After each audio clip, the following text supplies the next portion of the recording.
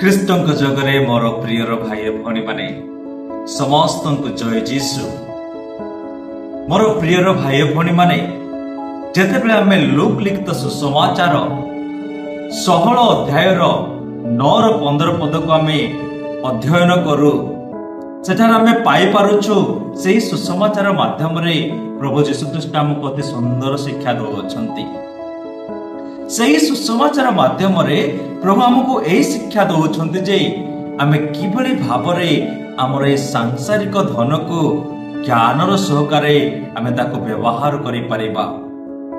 ପ୍ରଭୁ କହୁଛନ୍ତି ଯେ ଯେଉଁ ଧନକୁ ତୁମେ ଅନ୍ୟାୟ ସହକାରେ ସଞ୍ଚୟ କରିଅଛ, ସେହି ଧନ ବ୍ୟବହାର କରି ତୁମେ ବନ୍ଧୁ ସ୍ଥାପନ କର, ଯାହାଦ୍ୱାରା ଯେଉଁ ସମୟରେ ଆମ ଜୀବନରେ ଦୁଃଖ କଷ୍ଟ ଆସିବ, ସେହି ବନ୍ଧୁମାନେ ଆମକୁ ସାହାଯ୍ୟ କରିବା ପାଇଁ ଆଗକୁ ଆସିବେ।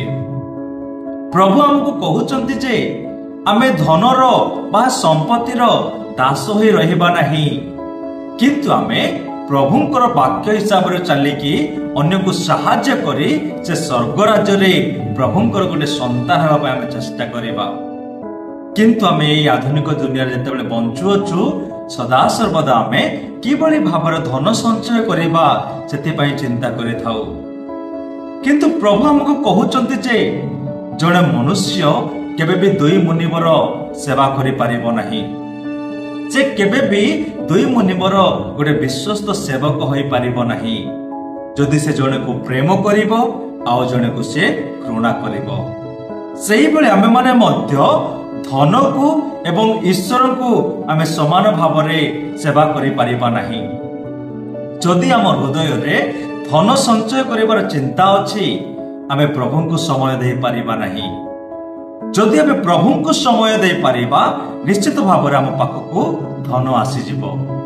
ତେଣୁକରି ପ୍ରଭୁ କହୁଛନ୍ତି ଯେ ତମ ପାଖରେ ଯେଉଁ ଧନ ଅଛି ତାକୁ ତୁମେ ଅନ୍ୟକୁ ସାହାଯ୍ୟ କରି ତାକୁ ତୁମେ ପ୍ରଭୁଙ୍କୁ ସେ ସ୍ୱର୍ଗ ରାଜ୍ୟରେ ତୁମେ ଧନ ସଞ୍ଚୟ କର।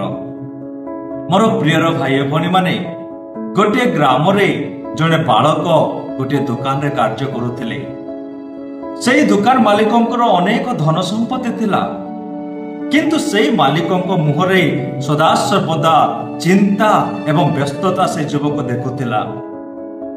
ଦିନେ ସେହି ଯୁବକ ଏକ ସରଳ ପ୍ରଶ୍ନ ପଚାରୁଛନ୍ତି, ଆଉ ଆଜ୍ଞା, ଆପଣଙ୍କ ପାଖରେ ଏତେ ଧନ ସମ୍ପତ୍ତି ଅଛି, ତଥାପି ଆପଣ କଣ ପାଇଁ ଏତେ ଟେନସନରେ ରହୁଛନ୍ତି? ଆପଣ କଣ ପାଇଁ ଏତେ ବ୍ୟସ୍ତ ହଉଛନ୍ତି? ଆପଣଙ୍କ ମନରେ, ଆପଣଙ୍କ ମୁଖରେ ମୁଁ କେବେ ବି ଟିକେ ଶାନ୍ତି ଦେଖୁନାହିଁ। ଏହି ପ୍ରଶ୍ନ ଶୁଣିଲା ପରେ ସେ ମାଲିକଙ୍କ ହୃଦୟରେ ଏହି ପିଲାଙ୍କର ଏ ପ୍ରଶ୍ନ ଛପି ଯାଉଅଛି। ଯେତେବେଳେ ସେ ମାଲିକ ଘରକୁ ଯାଉଛନ୍ତି, ସେ ରାତି ସାରା ସହି ପାରୁନାହାନ୍ତି।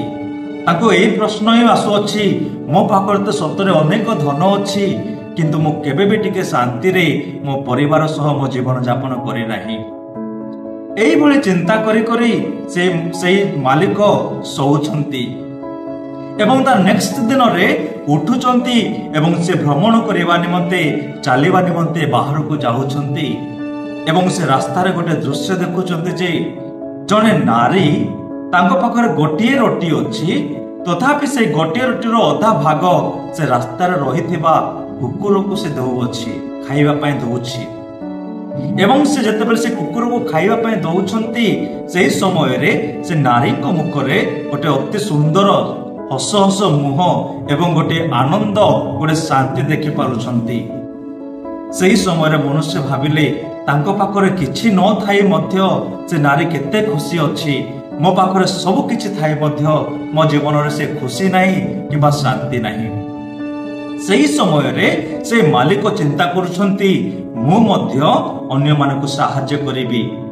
ଏବଂ ସିଏ 3ଟି ଗରିବ ପିଲାମାନଙ୍କୁ ପାଠ ପଢ଼ାରେ ସେ ସାହାଯ୍ୟ କରୁଛନ୍ତି ଏବଂ ନିଜର ନାମ କହିବା ପାଇଁ ମନା କରୁଛନ୍ତି। ଏବଂ ଯେତେବେଳେ ସେହି ପିଲାମାନଙ୍କୁ ସାହାଯ୍ୟ କରି ଗୃହକୁ ଫେରୁଛନ୍ତି, ସେହି ସମୟରେ ତାଙ୍କ ପାଖରେ ଅତି ଶାନ୍ତିମୟ ଜୀବନଯାପନ ଭାବରେ ଅନୁଭବ କରୁଛନ୍ତି, ଆନନ୍ଦ ଅନୁଭବ କରୁଛନ୍ତି। ତାଙ୍କ ପାଖରେ ଯେଉଁ ଧନ ସମ୍ପତ୍ତି ରହି ଯେଉଁ ଆନନ୍ଦ ସେ ଅନୁଭବ କରିନଥିଲେ, ସେହି ଆନନ୍ଦ ଏ ପିଲାମାନଙ୍କୁ ସାହାଯ୍ୟ କରିବା ଦ୍ୱାରା ସେ ପାଇପାରୁଛନ୍ତି। ମୋର ପ୍ରିୟର ଭାଇ ଭଉଣୀମାନେ, ପ୍ରଭୁ ଆମର ଏହି ସୁସମାଚାର ମାଧ୍ୟମରେ ଏବଂ ଏହି ଦୃଷ୍ଟାନ୍ତ ମାଧ୍ୟମରେ ଆମକୁ ଏହା ଶିକ୍ଷା ଦେଉଛନ୍ତି ଯେ आम पाखे धन थे जदि आम अन्य साहाय्य करूना प्रभु को समय दे पारुना से आम हृदय केवे भी शांति आसी पारिबो नहीं।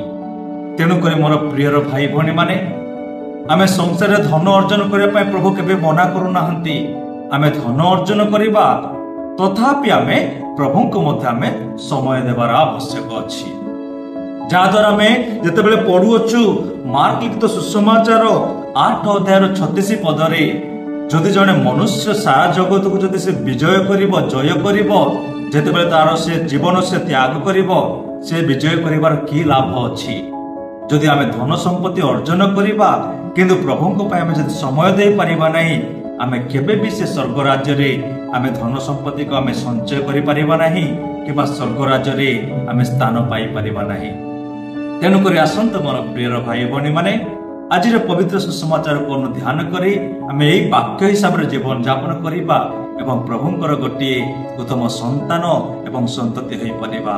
प्रभु आम समस्त आशीर्वाद प्रदान करंतु। जय जीसु।